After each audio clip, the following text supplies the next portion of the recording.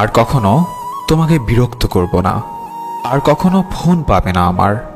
আর কখনো বলবো না তোমাকে খুব মিস করছি।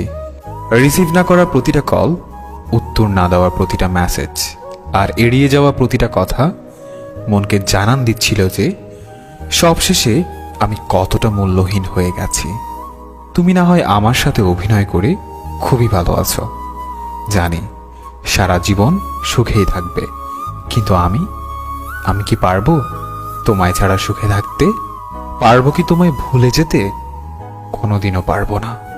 আমি তোমাকে যতই ভোলার চেষ্টা করছি, তোমার স্মৃতিগুলো ততটাই আঁকড়ে ধরে আছে আমাকে।